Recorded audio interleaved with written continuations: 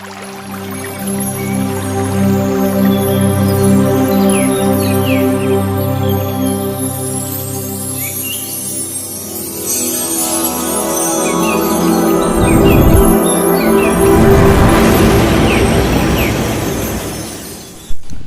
வணக்கம். History our with Jai சேனலுக்கு உங்களை அன்போடு வரவேற்கிறோம். இனிய ஆயுத பூஜை, சரஸ்வதி பூஜை நல்வாழ்த்துக்கள்.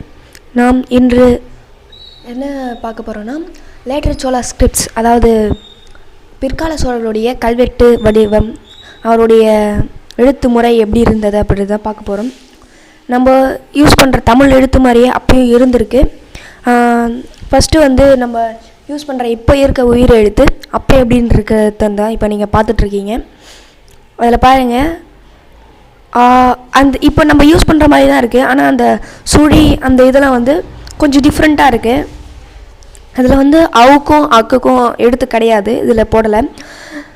அடுத்தது மெய் எழுத்துக்கள். மெய் எழுத்துக்களில் நம்ம வல்லினம் இடையினம் அது போல் பார்க்குறோம்.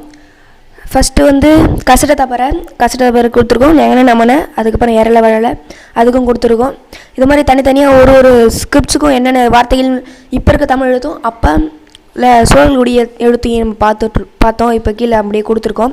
அடுத்தது உயிர்மை எழுத்துக்கள். இதில் நாங்கள் காவரிசை மட்டும் கொடுத்துருக்கோம். ஏன்னா காவரிசை இப்போ தான் அனைத்து வரிசைகளும் இருக்கும். அந்த எழுத்துக்கள், அதாவது கா ngா சா அதில் மட்டும்தான் மாறும்.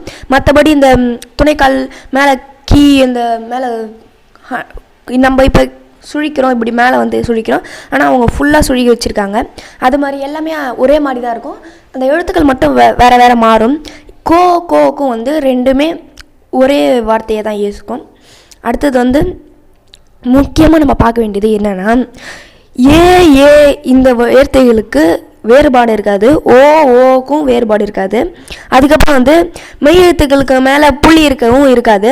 அதுக்கு பதிலாக 2 எழுத்து கூட்டிருப்பாங்க. அதனால் நம்ம படிக்கும்பொழுது நம்ம புரிஞ்சுக்கணும். அடுத்தது இதுக்கு நிறுத்தற்குறிகள், அதாவது நம்ம ஃபுல் ஸ்டாப், கம்மா, ஆச்சரியக்குறியெல்லாம் போடுற மாதிரி அப்போ போட மாட்டாங்க.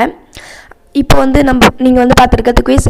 இதில் நம்ம ஃபுல்லாக பார்த்தோம் தமிழ் எழுத்துக்களை. அதில் நம்ம ஒரு எழுத்து கொடுத்துருக்கோம். அந்த எழுத்து என்ன எழுத்து நீங்கள் கண்டுபிடிச்சி கமெண்டில் சொல்லுங்கள்.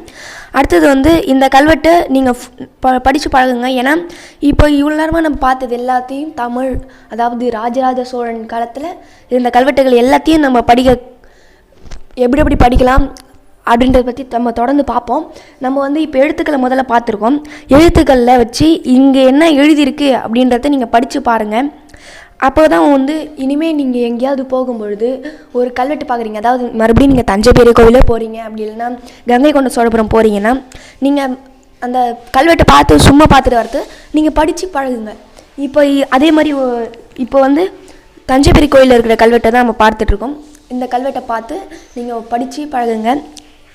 அது மட்டும் இல்லாமல் நீங்கள் எப்போ இது மாதிரி படிக்கும் பொழுது இது மட்டும் உங்களுக்கு மட்டும் தெரியக்கூடாது, எல்லாருக்கும் தெரியணும். எல்லாரும் தெரிஞ்சுக்கிட்டு அடுத்த தடவை போகும்பொழுது ஒரு கல்வெட்டு படிக்க தெரிஞ்சவங்களா அந்த கல்வெட்டை சும்மா பார்த்துட்டு வராமல் அந்த படித்து அதோடைய அர்த்தம் புரிஞ்சு, இப்போ அர்த்தம் எப்படி கண்டுபிடிக்கிறது அப்படின்றத அடுத்த பதிவில் பார்க்கலாம். நம்ம அர்த்தம் எப்படி அர்த்தம் புரிஞ்சு இவ்வளவும் செஞ்சுருக்காங்களே, நம்ம அப்போனா எவ்வளோ பாதுகாக்கணும், இவ்வளோ பேரையும் நம்ம குறிப்பிட்டு சொல்லியிருப்பாங்க.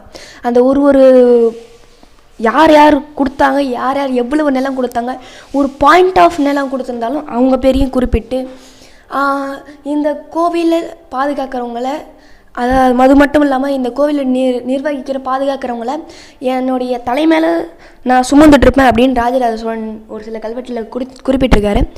அதுபோல் நம்ம இந்த கல்வெட்டை படித்து புரிஞ்சு அதை மற்றவங்களுக்கு சொல்லும் பொழுதும், அதில் கல்வெட்டை படிக்க தூண்டும் பொழுதும் நம்மளுடைய வரலாறு இன்னும் உறுதிப்பட இருக்கும். அது மட்டும் இல்லாமல் நம்ம வரலாறு அழியாது.